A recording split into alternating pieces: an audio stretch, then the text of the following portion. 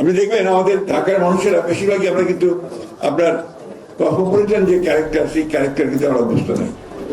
আমরা আমাদের একটা সেই গ্রাম্য ব্যাপার স্যাপার আমাদের মধ্যে থেকেই গেছে প্রায় সকলের মধ্যে।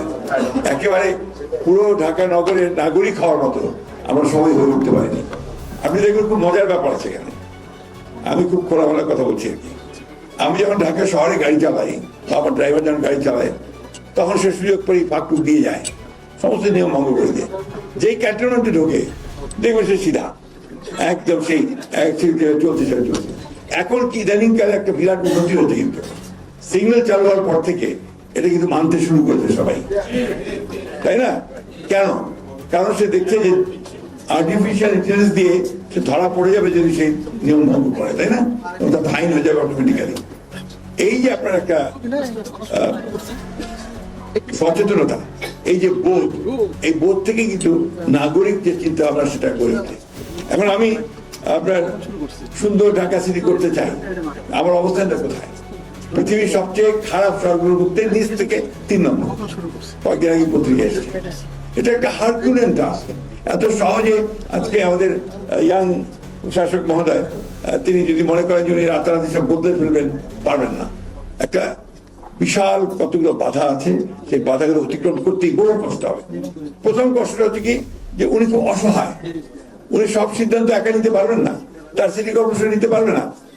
রাজুক, ওয়াসা, বিদ্যুৎ, এই সব মিলিয়ে কিন্তু তাকে বসে কেউ এগ্রি করলে কেউ হবে না, হবে না। আপনি লক্ষ্য করে দেখবেন ঢাকায় ঠিক যখন বর্ষাটা আসে, ঠিক সেই সময় রাস্তা কাটা শুরু হয়, ঠিক কিনা বলেন? কারণটা হচ্ছে যে ওই সময় টাকাগুলো ছাড় হয়, কন্ট্রাক্টগুলো ওয়াসা ওই সময় দিতে পারে, ফলে ওইগুলো তখন সেভাবেই হয়। বিদ্যুৎ যেটা নিচ দিয়ে যায় সেটাও তাই, উপর দিয়ে যায় সেটাও তাই। ফলে বিষয়টা আপনার এত সহজ নয়। আজকে আমাদের কমোডার সাহেব যে পেপার প্রেজেন্ট করেছেন, আমার খুব ভালো লেগেছে যে অত চিন্তা ভাবনাগুলো হচ্ছে। প্রতিমন্ত্রী মহোদয়ের সঙ্গে কথা বলছিলাম যে আনলেস আমরা যদি এই সিটি কর্পোরেশন গুলোকে একটা গভর্নমেন্টে পরিণত করতে না পারি, সরকার হবে সে, এবং সেই নিয়ন্ত্রণ করবে অন্যান্য ডিপার্টমেন্ট গুলোকে যেগুলো ঢাকা শহরের জন্য প্রয়োজন, তা না হবে এই সমস্যার সমাধান সহজে হবে। আমরা এটাকে নিয়ে সিরিয়াসলি চিন্তা করছি। আমাদের মাননীয় প্রধানমন্ত্রীও অত্যন্ত সিরিয়াস। আপনারা দেখেছেন যে উনি নিজে ঘুরে বেড়াচ্ছেন।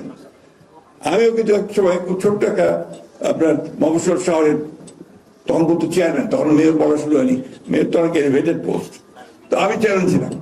আমার পারিবারিক ভাবে আমরা চেয়ারম্যানই করেছি। আমার বাবা ছিলেন প্রায় 25 বছর ঠাকুরগাঁও পৌরসভা চেয়ারম্যান, আমি ছিলাম তখন 3 বছর, মায়া ছিল আমাদের 3 বছর, আমার ছোট ভাই করেছে আমার 5 বছর। তো আমাদের একটা ধারণা আছে আপনার পৌরসভা সম্পর্কে। আমার বাবাকে দেখলাম সকালবেলা, আমরা ছোট, ঘুম থেকে উঠেই উনি হলে নামাজ পড়ে নিয়ে বেরিয়ে যেতেন। কোথায় যাচ্ছেন দেখলেন, ড্রেন দেখছেন, ড্রেন পরিষ্কার হচ্ছে কিনা, আপনার ক্লিনার যারা তারা ক্লিন করছে কিনা রাস্তা, ওইটা থেকে আমিও আপনার একই কাজ করেছি। আমার পরবর্তী আমার ছোট ভাইকে দেখেছি যে রাস্তা পরিষ্কার করার জন্য, পরিষ্কার রাখার জন্য চেষ্টা করছে। এখন কিন্তু এই সমস্যা অনেক বড়।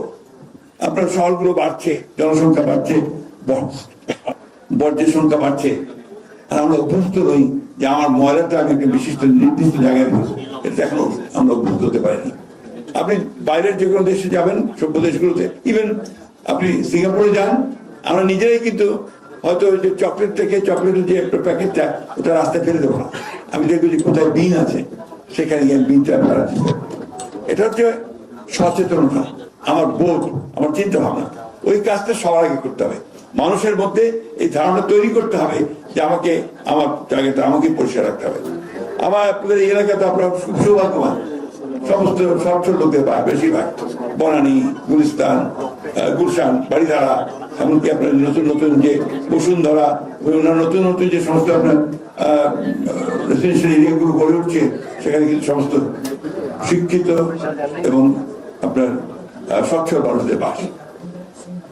আপনাদের জন্য অনেক সহজ যদি আপনারা আমরা যদি একটু সহজ মানুষের মধ্যে সেই সচেতনতা সৃষ্টি করার চেষ্টা করি, একটা মুভমেন্ট তৈরি করি, সেই মুভমেন্টটাকে কিন্তু আপনারা এগিয়ে নিয়ে যেতে হবে।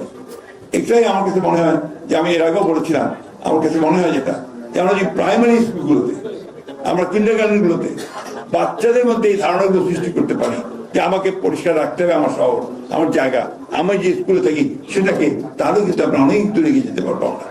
তো সেই কাজগুলো করার জন্য আমাদেরকে ব্যবস্থা নিতে আমি মনে করি যে আজকে আপনারা এই যে সপ্তাহ পালন করুন বলছেন যে কারো জায়গায়, তো সপ্তাহ পালন করলে